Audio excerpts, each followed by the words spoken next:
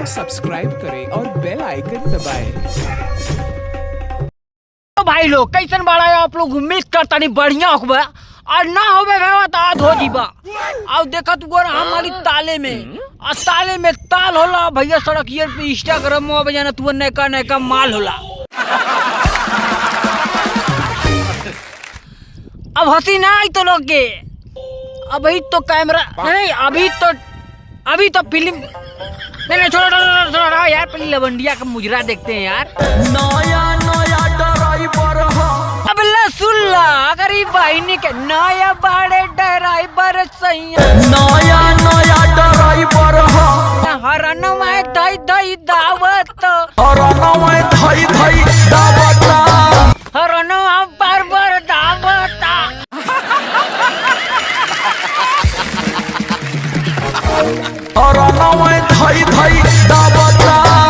अरे कौने हरन का बात करो तू हो का करी बहनी के हरन दवाई दिले का तो हर दोनों इंडिकेटर।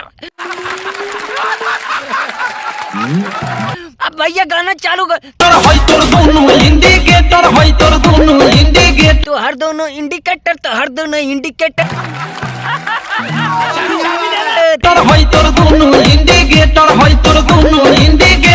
संगे सटा वेला रिकावटिया कोली कोली लहंगा लसारे सर रिकावटिया चोली ओई बवाली अब चल जाई गोली गोली ओई बवाल अब चल जाई गोली।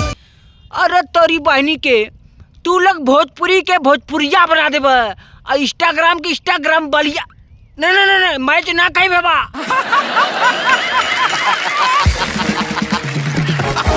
हम सोचिए भाई इन्होंने करा का चाहते इन्होंने रात दिन खाली हैसा और कई समर सिंह निकाली सैटा आ भैया हमार निकल जाए चरैता तो भैया लोग बदला चाहे ना बदला तो हेलो भाई लोग कैसन न एक ही बतिया के बार बार रहे लोग और इंस्टाग्राम वाले को उठा के टंगरिया छोड़ा हटावे इसके सामने इसकी चाबी खुल गई भाई। नहीं मतलब मैं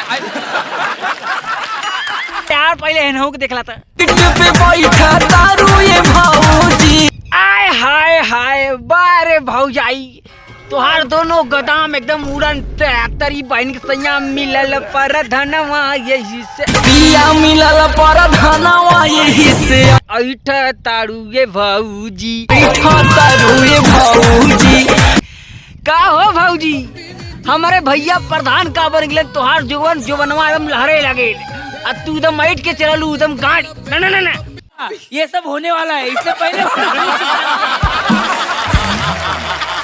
अरे तनने सुधर जा ई सैया मिलल परधनवा काहे से ऐठा तारू ये भौजी ऐठा तारू ये भौजी आ कौनो गावथिन परधनवा के रहर में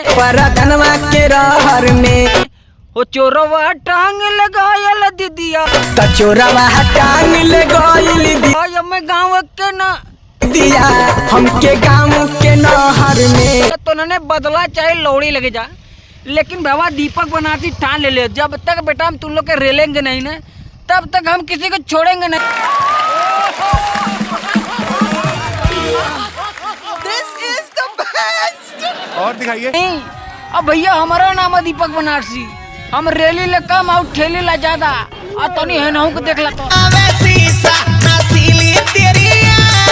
बस बस बस बस करे जा तोहरा ही चिंता हमार रल तू हऊ पा हम तो सोचे कुंभ के मेला में आ गिलू तोहार कुल हवाबाजी खत्म लेकिन तोरे नाम से गाना निकल कर रे। अरे भैया ये मोनालिसा ही इनकर का आँख कहीं इनकर उदाहरण कहीं मुस्टंडा सब लोग निहारी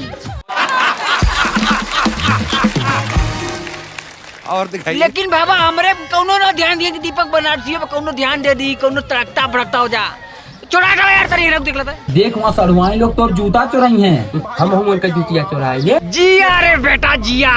अरे मुस्टंडवा सारे कमो धमो का सारे बानर नियर काम करत है अश्विनी इसका ताला खुला लगता है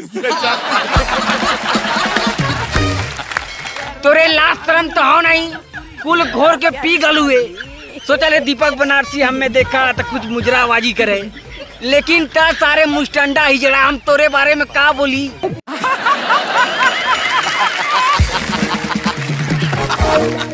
अरे नहीं यार तो के ना चोरावे के ये ने सब कहा बोला।